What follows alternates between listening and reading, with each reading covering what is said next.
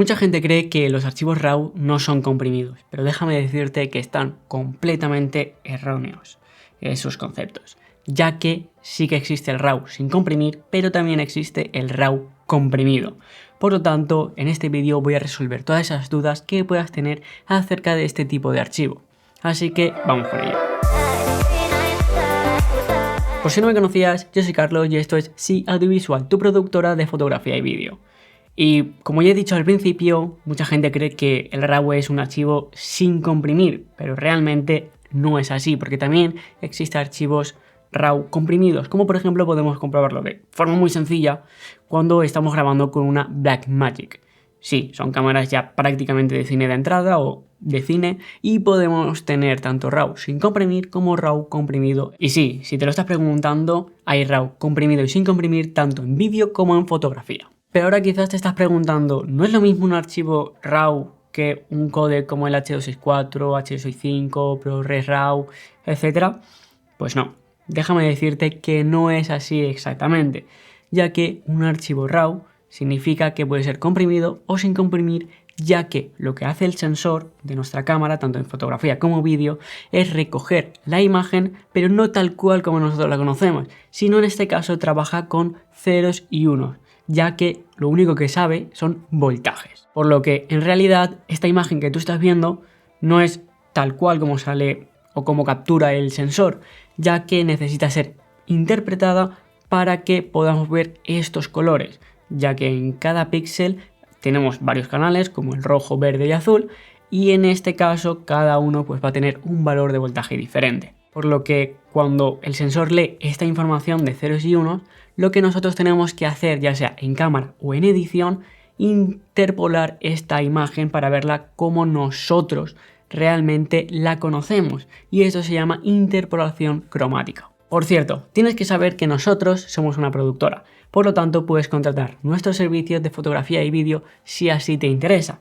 Y sobre todo, si quieres también aprender sobre vídeo y fotografía, te invito a que te suscribas por aquí en el botón rojo. Así que no es lo mismo un archivo RAW que tener un códec basado en esto del RAW, ya que un RAW sin comprimir significa que la interpolación cromática, la interpretación de color y luminancia, pues todavía no ha tenido lugar. Así que cuando pasamos ese archivo a nuestro programa de edición, será ahí cuando nosotros transformemos esos ceros y unos para que nosotros podamos ver la imagen tal y como la conocemos. Y esto es la interpolación cromática. Por lo tanto, como podrás estar imaginando, como no se ha interpretado absolutamente nada en cámara, en la edición para hacer el etalonaje, etcétera, pues vamos a tener muchísima más información. Hasta el punto de que incluso vamos a poder cambiar la ISO o el balance de blancos como si lo estuviéramos haciendo en cámara. Por ejemplo, tú puedes coger una Blackmagic, grabar en RAW, grabar por ejemplo en un ISO 20.000, me lo invento, y luego tú decirle a la edición de vídeo que realmente quieres ese ISO a un ISO 200 y te lo va a cambiar. Esto funciona así con los archivos RAW y es una auténtica maravilla. Aunque bueno, siempre que puedas, pues directamente en el set tienes que hacerlo de forma correcta, que luego en edición no tengas que estar haciendo esos cambios tan bruscos. Pero bueno, que realmente eso se puede. Por otro lado, si tenemos un códec, ya sea de 8 o 10 bits, realmente la interpolación cromática se ha hecho en cámara. Así que hay mucha información que no existe porque ya ha sido procesada y vamos a tener una cantidad de información limitada para luego poder pasar a la edición y hacer un etalonaje. Y eso es algo que tienes que tener en cuenta. Y sí, un RAW sin comprimir, tenemos la interpolación cromática que no se ha hecho, es decir, tenemos esos ceros y unos en el archivo original, frente a un archivo RAW comprimido, como por ejemplo el BitRAW, el ProRes RAW, etc. Esos son códecs que es RAW pero comprimido, donde tenemos mucha menos información. Pero sí que es cierto que hay mucha más información que los códecs como pueden grabar en H.264, H.265 o un ProRes simple. Así que esto es algo que tienes que tenerlo muy en cuenta para cuando vayas a grabar y luego también para editar ese vídeo y poder colorizarlo de forma correcta. Como ejemplo, pues podemos decir que Cinema DNG es un archivo de lo más usado para grabar RAW sin comprimir, ya que es libre y lo puede usar prácticamente cualquier cámara. Eso sí, siempre que el fabricante lo haya incluido y lo admita, etc.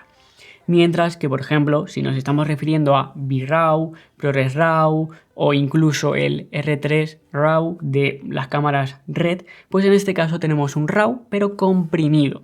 Por lo tanto, en estos casos, como por ejemplo grabar en esos códecs, significa que vamos a perder información para luego realizar el etalonaje. Pero vamos a tener mucha más información que si estamos grabando en H264, H265, etc. Al final, para que puedas también entender un poquito esto, es como si tú en fotografía realizas una fotografía en RAW y en JPG. En RAW pues vas a tener muchísima más información, donde no hay nada comprimido y todo lo puedes hacer ahí, como cambiar la exposición, el balance de blancos, etc. Pero si tú tienes un JPG, es decir, un RAW, por así decirlo, comprimido, para que me entiendas, pues vas a poder hacer muchas menos cosas en la edición, porque vas a tener menos información. Que por cierto, como dato, si tu cámara es capaz de hacer una ráfaga en fotografía de 24 fotogramas por segundo o incluso más, vas a estar pudiendo probar esto del RAW sin comprimir, porque con 24 fotogramas ya puedes formar un vídeo de 1 segundo. Así que, oye, puedes probarlo de esta forma. Así que, sin más dilación, por aquí te voy a dejar otro vídeo para que puedas seguir aprendiendo conceptos de fotografía y vídeo, ya que es muy importante para convertirte en todo un experto. Así que te espero allí.